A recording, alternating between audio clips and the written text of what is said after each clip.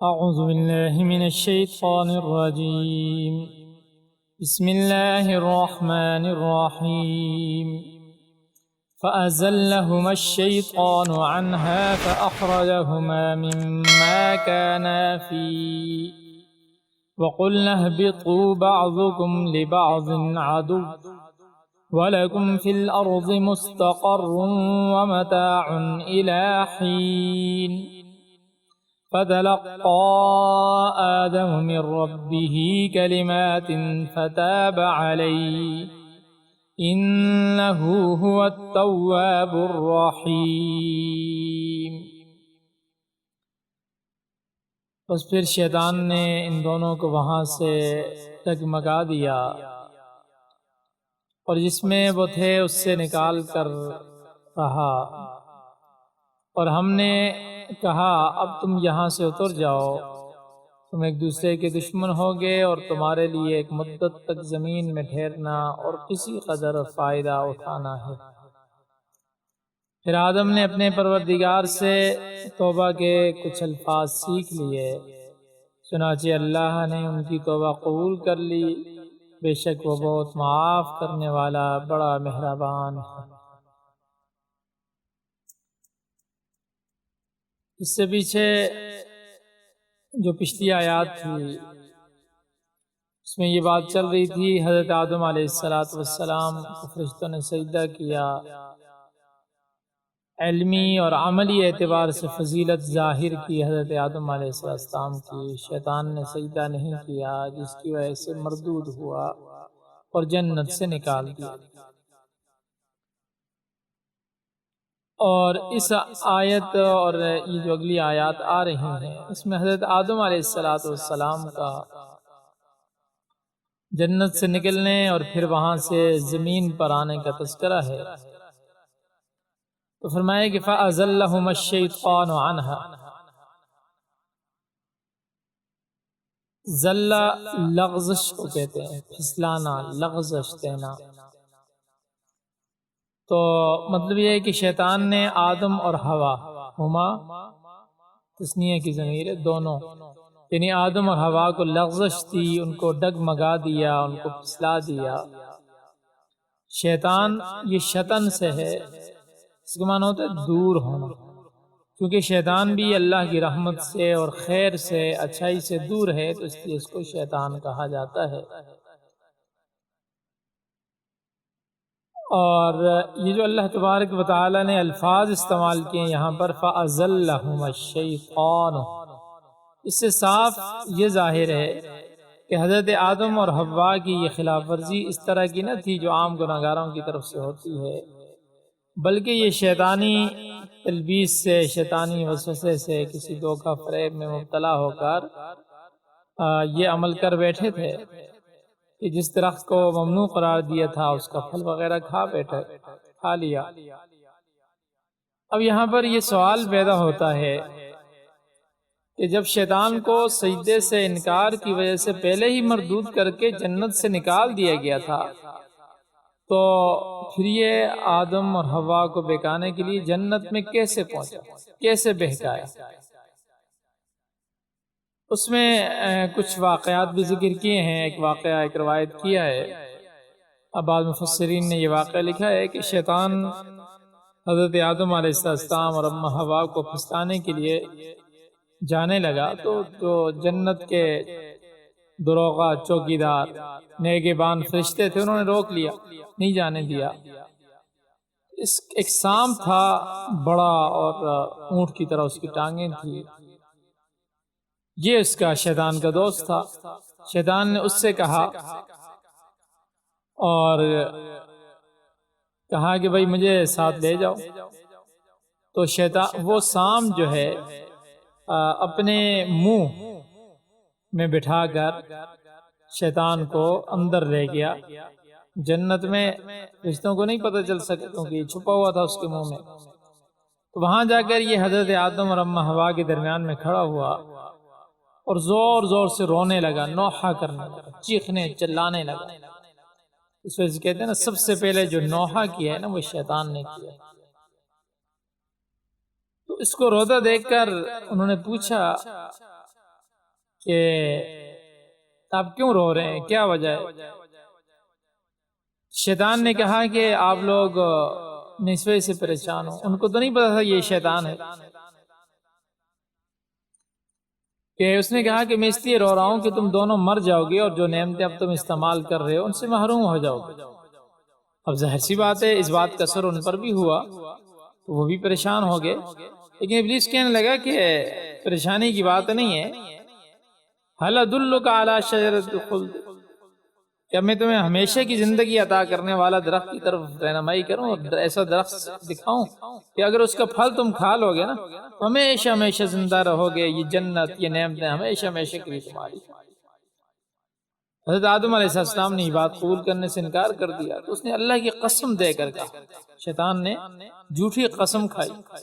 سب سے پہلی جھوٹی قسم کھانے والا بھی کون ہے؟ شیطان۔ کہنے لگا، میں قسم اٹھا کر کہنے لگا کہ میں تمہارا خیر خواہ ہوں۔ اب جب اس نے قسم کھائی تو حضرت آدم علیہ السلام نے سوچا کہ اللہ تعالیٰ کے نام کی جھوٹی قسم کوئی کیسے کھا سکتا ہے؟ یعنی ان کے وہم و گمان میں بھی یہ بات نہیں تھی کہ کوئی اللہ کے نام کی جھوٹی قسم کھا سکتا ہے، اٹھا سکتا ہے۔ تو اس وجہ سے وہ دونوں حضرت آدم اور اماں حوا اس دھوکے میں آ گئے۔ تو حضرت حوا نے اس درخت کو کھانے کے لیے جلدی کی، اس کے بعد حضرت آدم نے بھی کھا لیا جس سے منع کیا گیا تھا۔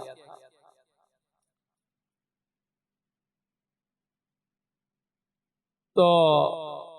یہ واقعہ بیان کیا ہے،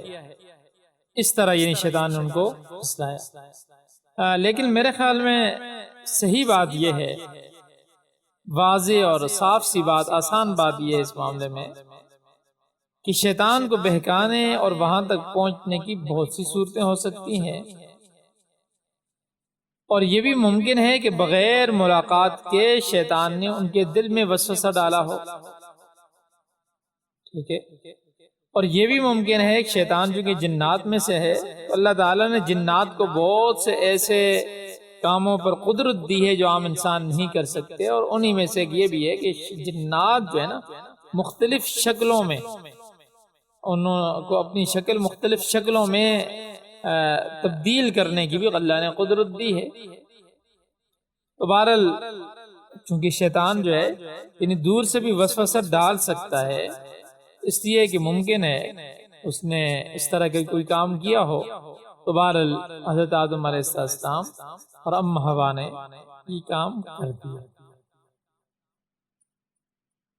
یہ سوال چونکہ پوچھا جاتا ہے تو اس وجہ سے یہ بات میں نے واضح کر دی۔ تو فرمایا کہ فَأَخْرَجَهُمَا مِمَّا كَانَ فِيهِ، ان دونوں کو اس جگہ یعنی جنت سے نکال دیا جس کے اندر وہ تھے۔ وَقُلْنَا، اور ہم نے کہا، اِهْبِطُوا، اترو، بَعْضُكُمْ لِبَعْضٍ عَدُوٌّ، بعض تمہارے بعض کے دشمن ہوں گے۔ شیطان تمہارا دشمن ہے اور تم اس کے دشمن ہو۔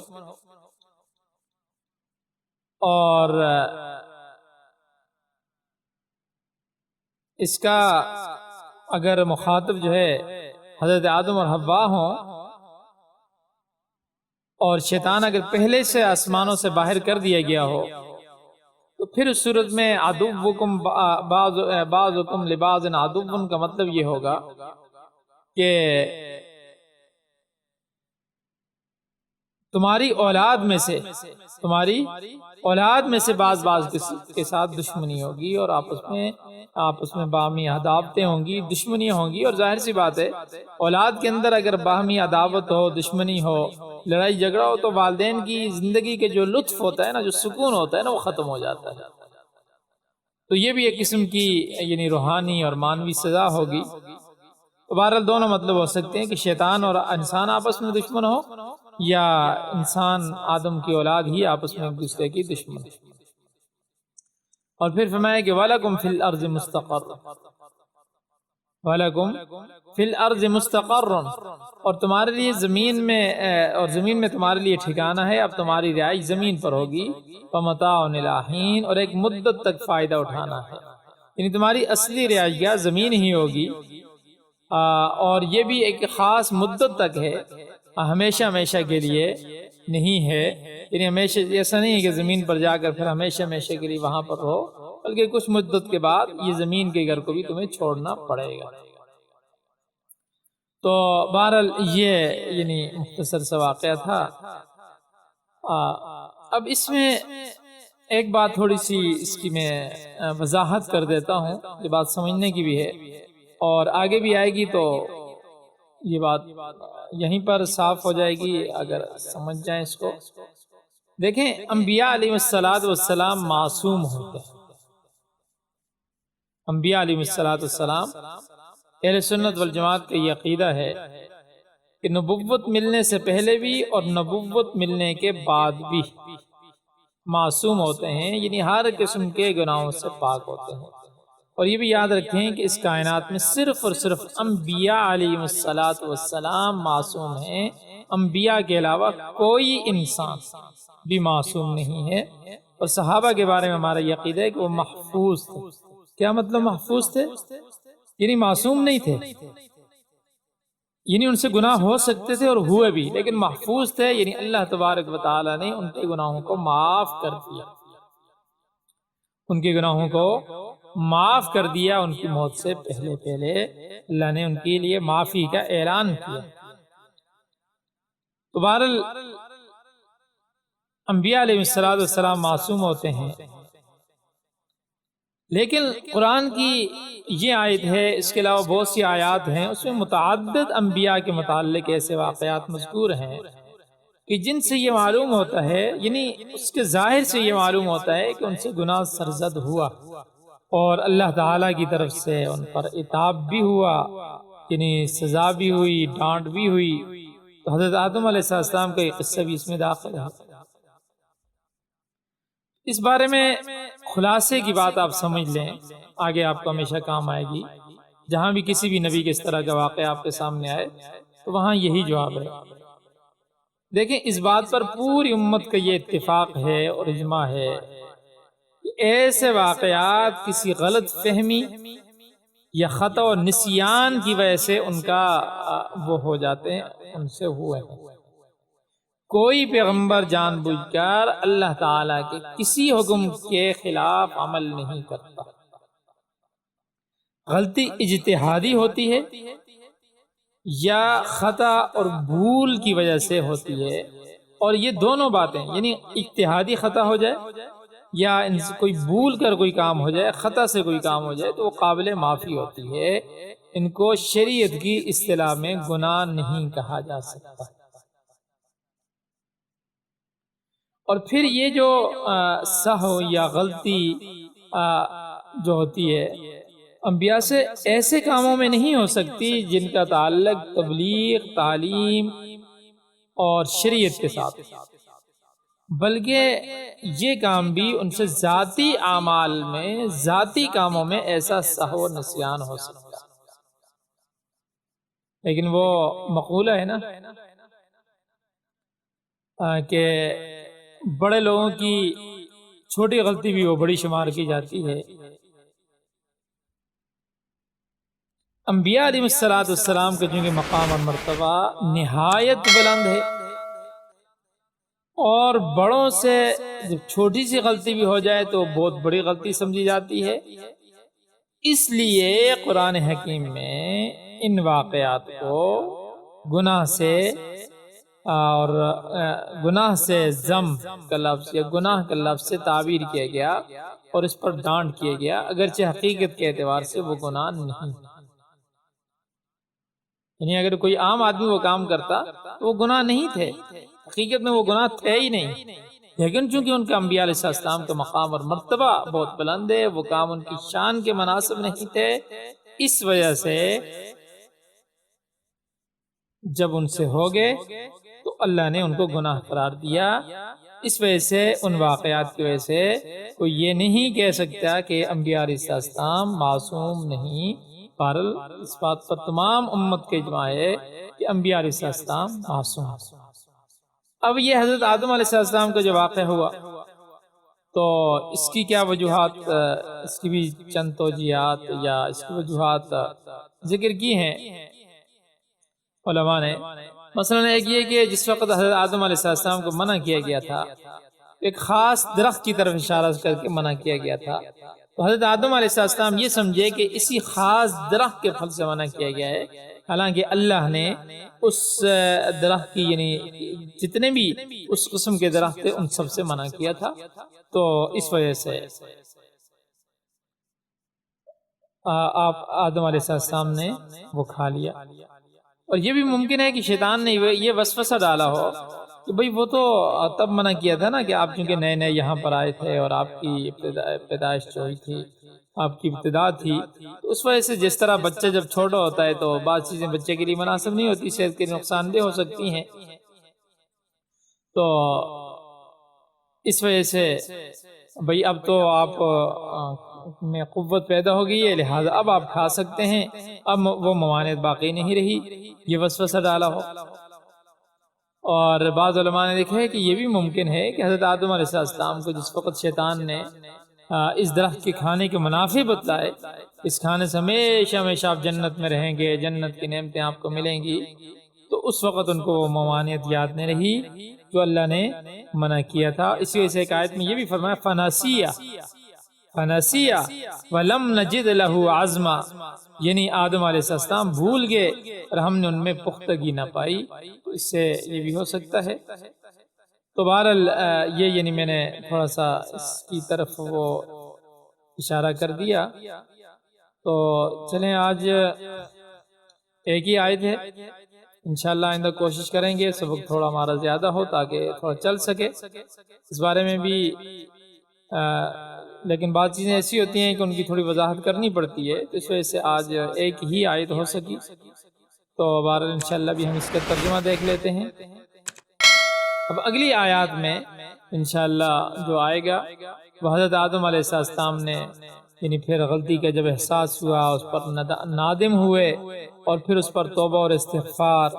اور رونا، اور پھر اللہ کی طرف سے معافی کا ملنا، اور پھر بھی زمین پر تو آئے لیکن نائب بن کر اور خلیفہ بن کر آئے، یہ انشاءاللہ اگلی آیات میں یہ بات آئے گی۔ ابھی ہم ترجمہ دیکھ لیتے ہیں۔ فرمایا فَأَزَلَّهُمَا، پھر ان دونوں کو پھسلایا، الشیطان شیطان،